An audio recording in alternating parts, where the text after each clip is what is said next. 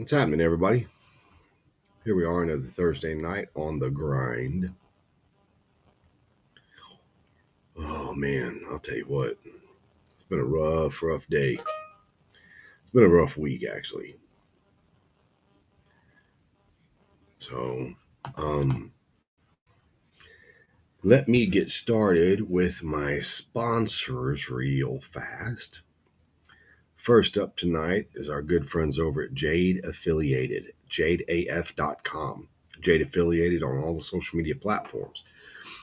When it comes down to wheels, custom parts, Jad is killing the industry, man. He has some of the sickest wheels out there in every size you could possibly want. What's up, Pat Price? Appreciate you watching, brother.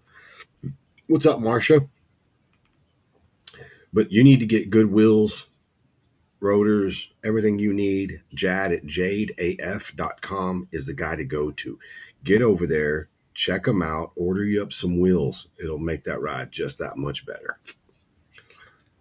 Next up, American Drag Seats, AmericanDragSeats.com. If you need a custom motorcycle seat, custom recover, custom shape, reshape what you got, custom cover what you got, we've got you covered. At American Drag Seats, we do leather tooling, we do foam, gel inserts, airbags, custom inlays, all the exotic skins, all the diamond prints that everybody likes, custom stitching, whatever you need, we've got you at American Drag Seats. You can also find us on all the social media platforms. Next up, our good friends over at Urban Rides Magazine, urbanridesmagazine.com. This guy, Daniel Roby, is killing me. He is everywhere you can't be. He is everywhere. Sturgis, Daytona. I mean, he's everywhere. Go follow Daniel Roby to get all of the updates on all the shows, audio, bike shows, events, industry parties. Got a big industry party going on in Sturgis this year. Go check them out, urbanridesmagazine.com, and get you a subscription.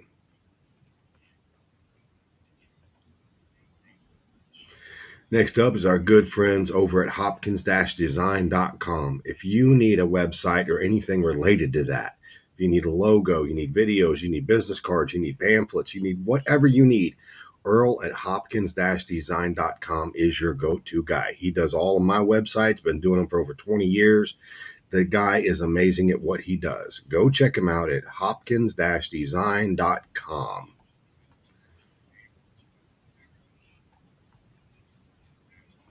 Last but definitely not least is our good friends over at hellspeedshop.com. Custom flannels. Man, they have some of the coolest flannels I've ever seen, but their flannels are unique, man. They feel good in the wintertime. They feel good in the summertime. They're stylish. They're unique. You've got to go check them out at hellspeedshop.com and all over the social webs, man. Go check them out and order you up some swag. They have the best. So what's happening, everybody? Let me give my shout outs. Pat Price is watching, Marsha Fitzpatrick, Uncle Bruno, John Lynch, Pablo and Alma Sanchez, my buddy Sam Wenzel, Tim McLaughlin's watching. Thanks everybody for watching the show tonight. So tonight's show is actually a couple of different things that are on my mind that have really, some are good, some are bad. But the first thing I want to talk about tonight is, can you guys believe it? Malcolm Jamal Warner, Ozzy Osbourne, and now Hulk Hogan. All three of them have passed away in the last 3 or 4 days. What in the heck is going on? What's up, Wayne? What's up, Alex? You know, I started listening to Ozzy back in 1980. I was 10 years old, man. And I've just grown up listening to him. I mean, I'm a metalhead. I've always have been. It breaks my heart, man, to know. And yes, he was sick. You know, we got it. Thank God he got to do his farewell show. Um, you know, God rest his soul, man. And then to find out today, Hulk Hogan passed away. It's insane. It's crazy. You know, Malcolm Jamal Warner, he drowned. You know, it's just so crazy, man. Life is so short, and we all sit here and think about it every day. Yeah, Chuck Mangione died.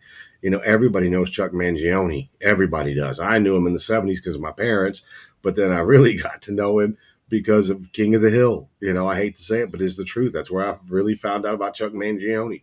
Uh, what's up, Carol? Mr. Wayne Burgess. But the reason I'm saying these things, what's up, Derek? The reason I'm saying these things is because life is fragile. 1 minute we're here, 1 minute we're gone. Pick up the phone, call your friends, try to set up dates where y'all can get together, go spend time together, spend it with your family. Make the effort to actually be active in your friends' lives. That's what I've got to say. Now, with that being said, now I'm going to get into the nitty gritty, dirty, shitty part of this show. And I know for a fact that a lot of people don't like drama. They don't like all the audio bullshit. And I get that. I get that because me personally, I'm a bike builder. I'm a fabricator, a welder. I like doing those things. My son, he builds amazing audio systems. And I don't take that away from anybody. But in my life, what's up, Mr. Cole? Mr. Jimmy Holstein's in the house. Pedro's in the house. But one of the things I don't get, and I know it's been a part of this industry forever and a day. I know it has. Even in the chopper days, back a long time ago, you always had industry strife. You always did. But never in my life have I ever seen it as bad as it is today. And today is one of those days I'm actually going to call somebody out. And I'm not trying to be mean to this person. What I would really like is, I would really like for this person to come on. So if any of you guys know him and get him to watch the show and get him to come on, I'd love to talk to this guy. But it's Lupe, I think it's Aguayo or Aguayo, and he's in Arizona, if I'm not mistaken. But here's what I have to say about that guy. I've always liked what he's built. I really have, and he was one of those guys that was real strong, 2013, 2014, 2015, 2016. He had a really good presence. The bike he built was amazing, was awesome. Then he went away, and I didn't see him for a long time. And then in the last year or so, he's popped back up. He's back on Instagram. He's back on Facebook, if I'm not mistaken. And here's my issue. He made a post yesterday on Instagram. And this is the type of post that just gets under my skin so bad. So if you guys know who I'm talking about, and y'all can reach out to him and have him come on this show to defend himself, please, by all means do, because I would love to talk to him, because I just want to find out why. So what happened is he got a bike in.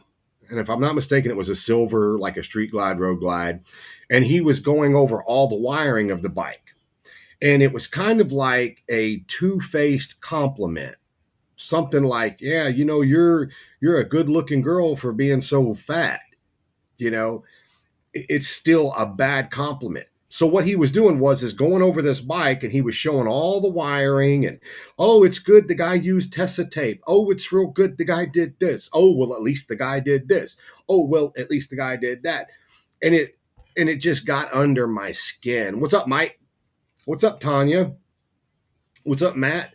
But I'm sitting there and I'm watching this video and I'm getting upset about it because I've been saying this for years, and you people can go back to YouTube. You can go back to the Grind page and go watch the videos from 4, 5, 6, 7 years ago. Why do builders feel the need to go online and post negative shit about bikes they're working on? 2 reasons. First reason is, if you're so good, then you need to post every single wiring job, every single welding job, every single fabrication job you do, so you can prove to every single person out there that you are a pro. You're the professional. You are the best at it. That way you've got credentials behind you, so that when somebody uses Tessa tape to wrap up some wires and tuck them away to get them into the speaker bags or whatever they do, you have a legitimate professional opinion on how crappy someone's work is. Or you can go the other direction. You can actually show the bike, which is kind of what Lupe did. Lupe was showing the bike and saying, oh, well, he did this plug. Oh, he used plug. Don't he know that people have plugs? Oh, he wrapped it in Tesa. But what is this big lump right here? What is this lump here for? And it turns out that they were butt connectors. Now, correct me if I'm not wrong. Correct me if I'm not wrong. Aren't butt connectors actually made for butting wires together? I mean, those things are out there. They've been out there. They're everywhere. Butt connectors are part of electrical. That's what they're there for. That's what they're made for. They're made for repairs. Now, if somebody's working on a bike and you see that they used butt connectors and they were crimped right, they were done good, they were heat shrinked and Tesa taped, that is an acceptable repair. Is it the best way to do it? No, probably not the best, but it goddamn sure is not worth going on Instagram and calling someone out, but you won't call them out by name. You won't actually say what the shop is that did this because you're too afraid. You're too afraid of the backlash. You're too afraid of the backlash that you're going to get from the other shop. Because I don't know a single shop. I don't. And I'm being honest with every one of you guys, whether it hurts your feelings or it doesn't. I don't know a single shop that builds a flawless bike every single bike they build. Because customers don't want to pay. They don't want to pay for flawlessness. They may not have the budget. They may want to, use the butt connectors. Butt connectors work. They're fine. That's what they're made for. That's what they were invented to do. That's what the product is designed to do. It's not wrong to use a butt connector. And if you say it's wrong, well, you're an idiot. You're an idiot to me because it is a butt connector that's made for butting two wires together. Now, if you want to be the professional and you want to undo all the Tesa tape from one plug to the next plug and you want to get the exact right amount of wire, the right gauge wire, and you feel like going that route to do that, then by all means do that. But don't be the idiot where you feel it necessary because you need somebody to pat you on your back. You need someone to pat you on your back because apparently you're not getting enough attention on social media or getting enough bike builds that you feel it necessary to go out and call another shop out without saying their name because you're afraid of them. You're afraid to call someone out for doing crappy work because it's just your opinion. It's your opinion that it was crappy work. Butt connectors are not wrong. Butt connectors are not the crappy way of doing it. That's the way it is. Just like when you take a wire and you cut it and you put a length of wire in between it and you take the time to put the heat shrink, you solder the wires together, you do all that perfectly correct, then you heat shrink it, then you go back and Tesa tape it. Okay, yes, that way is one way to do it, and that's probably a more permanent fix. But using a butt connector is not taboo. It is not wrong. And it just infuriates me, and it shouldn't infuriate me. It shouldn't. But every single day in this industry, you have some nut job out there that needs a little more attention, a little more pat on the back because, well, I'm a professional builder. Haven't you seen what I've done? So I'm going to go call this guy out without ever calling anybody out. You're just beating someone up online and you're too afraid to actually call them and say, hey, bro, why did you do it this way? But then there's the other side of the coin. What difference does it make? That shop was paid to do it. Maybe that shop only got, a budget type build. Everything worked. Everything was properly put away. It was very clean, very nice. Now the customer might have some more money and just wanted to try you. But this bashing on every shop and calling people out without actually saying their names, that's why I said Lupe's name tonight.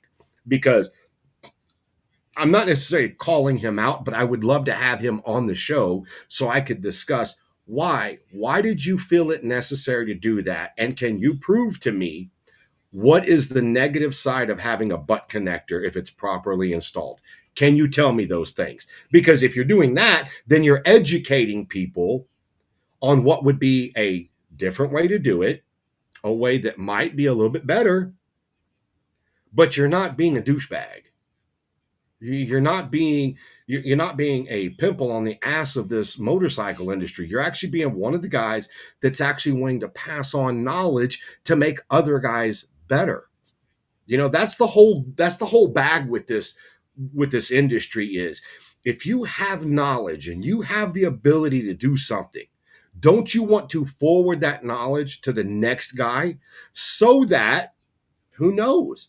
It might be a 16-year-old kid, in high school, has no way of knowing how to do this stuff, but wants to do this.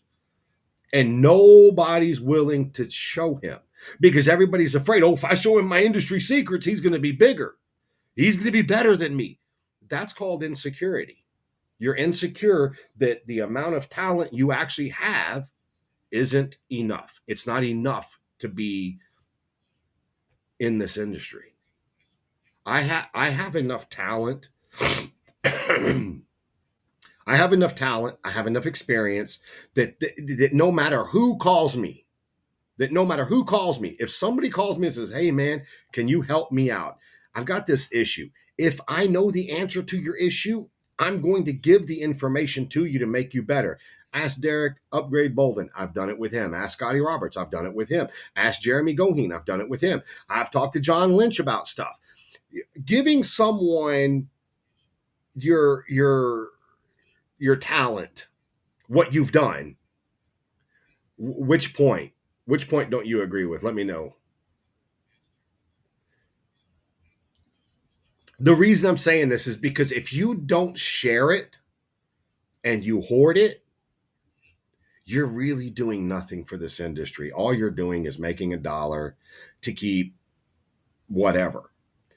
On the other hand, I don't agree with you on that point. Derek, what point did you not agree with? I need to understand that. Um, when you have something to give somebody or something that you could pass on to help someone, oh no, you just didn't. I don't know what I just did. Reminds me of when I put stuff together all mad at China. I don't understand.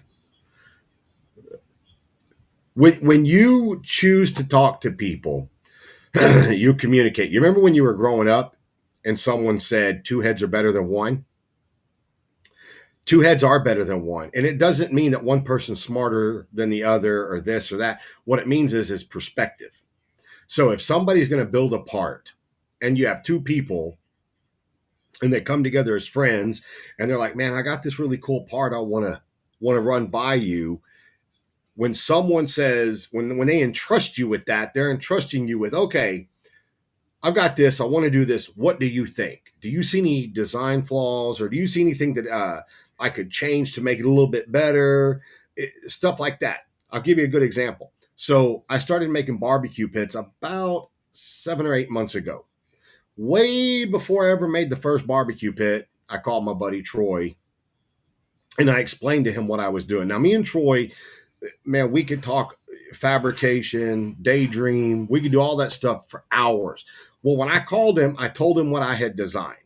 And I'm like, hey, look, what do you think about what I've done? He goes, man, that's really, really cool. But let me think about it for a little bit and I'll get back with you. So the next day, he calls me back. He's like, hey, dude, I got some ideas. I think this stuff might work. Well, as we talked about it and we worked through it together, two heads better than one. As we worked through it, I started seeing some of his designs and I was like, man, that's really cool. But how's it going to work like this? And then that made him think. So we're bouncing the stuff back and forth off of each other. I had a guy call me. I'm not going to tell you guys his name because I don't want him to think that I'm putting his business on the internet. But yesterday I had a guy call me and it was about a paint job. And he wanted to know, hey, how would you go about actually pricing this paint job? And I said, well, I'm not a painter. And he goes, well, I was like, you're a painter. You know what goes into it. So hold on, Derek. I'm going to get right back to you. He goes, I said, you're the painter, so you know what it takes to paint. I said, if you just want to figure it out, basically, you have to decide what all your bills cost and how much money you want to make. What's it going to cost you? Like, you got to go to the paint store. You got to go to the where you buy the sandpapers, the clear. You got to purchase all the stuff it's going to take to paint that bike. That's X amount of dollars. So you're going to have to do some research to figure that one part out. Then you decide, okay, how many hours is this going to take me? My whole point was that we went over all these numbers. And I showed him where if you just do it like this, that's a fair price. You're making great money on it, but it's not so expensive the customer can't afford it. And when I was done with that, he was like, holy shit, dude, I would have never thought of those other things to equate into how much I should charge for a paint job, because you just don't think of that stuff. And I was like, man, dude, if you ever have any questions, call me. I suggest that to everybody. Don't call me. I mean, you can call me, but I mean, call your friends, call your buddies, call your coworkers, call the people in your circle. Discuss it with them. All right, Derek. If I've worked for years just to give it up to someone willy-nilly, if I'm teaching some that's working with me, that's different. But any Joe Blow, fuck that. Okay, Derek, let me be very clear on that one statement. I could not agree with you more, Derek. I didn't say put all of your secret sauce out there on the internet. But here you go, Derek. Let's say somebody, one of your competing shops in the area where your shop is, let's say they have a bike, okay? And the customer got the bike, rode it for 3-4 months, whatever, brought it to your shop. When they brought that bike, you knew exactly who did it, right? You know who built that bike. And everything on the bike was really top notch, a good job. You can't really tear it apart, but there was a couple of the parts you would have done differently. Only because you know those 2 or 3 pieces could make the difference in that guy's overall build. You're going to tell me you wouldn't? You'd be like, nah, I ain't helping you. No, I ain't going to help you with nothing. Now, I do know there's a lot of strife in that area of Texas. So it's kind of hard for me to use you, Derek. But I also know, Derek, that you're not the kind of guy to post pictures and do all this stuff online where you're just blatantly calling out a shop, but you won't say their name. I've never seen you do it.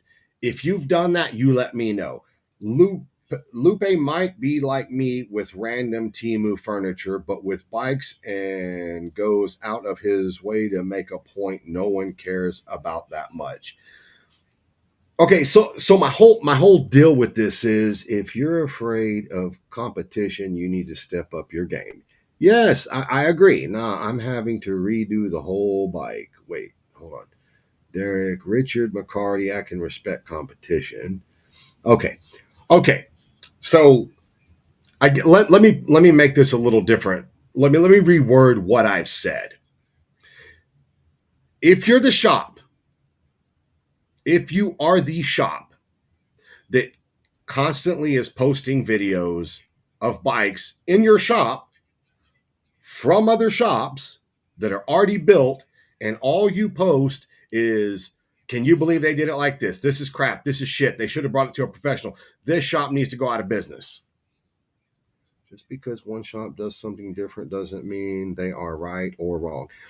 Okay, so here's something funny, Scotty Roberts, and I'm going to tell you, and I'm going to stand on business. I'm not lying to you guys. I've said this before. Butt connectors for a car audio game or the automotive industry are different than the butt connectors used for your house. Twist nuts is what I'm talking about. Twist nuts. They just twist. You know what I'm talking about. Twist nuts are the shit. I love them. I love them. I love them. Why do I love them? And I'm going to clown his ass if I know him. Okay. You do know him, Derek.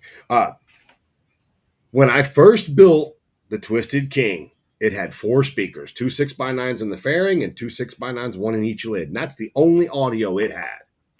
I did not know because I was not privy at that point in my career to know they made plugs for the audio game to unplug. So I did.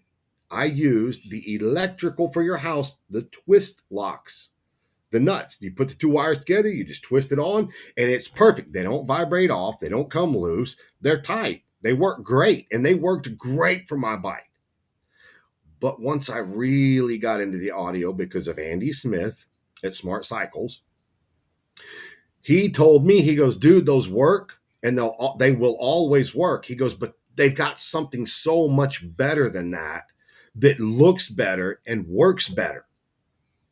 Did y'all hear what I said? Listen to what I said again. He said, man, those aren't bad. They work and they will always work. But there is something else out there that's specifically made for this that's better and works better. And that's when I found out about the plugs. Okay? That's when I found out. But the guy that told me that didn't put me down for using twist locks. He didn't do that. Okay, because you knew you had to take the bag off at some point. He said here, and then he sent me the link to where I could get it. That's the kind of people I want to be around, because those are the kind of people that make this industry better. It's not people posting videos because somebody used a butt connector in line on a okay, and if that's your platform and that's what makes you a better bike builder, that you don't use butt connectors, good for you, man. I hope you're charging hundreds of thousands of dollars and you live in a mansion in Beverly Hills because you don't use butt connectors. I'm so happy for you.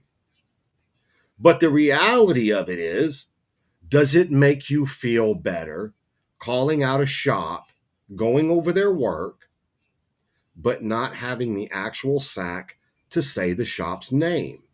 That's the part that gets me, is that you're still hiding behind the internet, but you feel the necessity to put it out there. If you're going to put it out there, put the guy's name out there.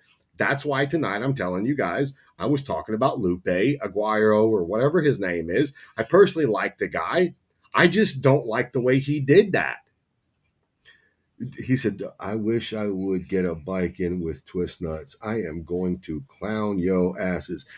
Hey, Derek, I'm gonna use some twist nuts, brother.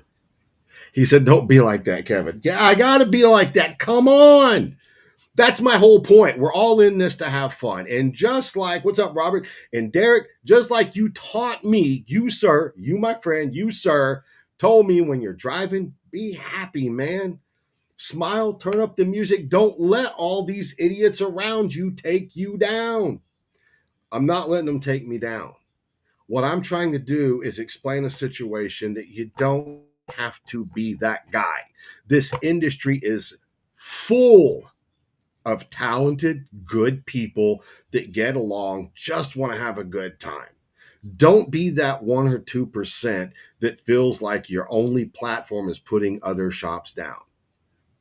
Okay, if you're going to be that guy, then also be that guy that shows the same video of your work, you doing it.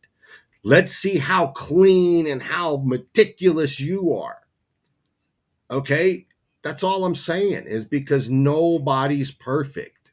Can you be perfect? Absolutely, you can. And that's something worthy of striving to be, is to get better and get better and get better and get better. But don't be the dick, the douchebag that feels like you got to step on the little guys that are just coming up, or the guys that even may have been doing it for a couple of years. They may just be getting into the audio, or they may just be getting into doing tires or doing new handlebars. They may just be at that evolution of their shop.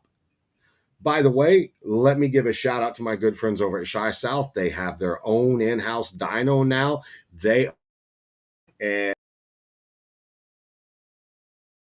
They're moving into another chapter of their business. Now, I'm sure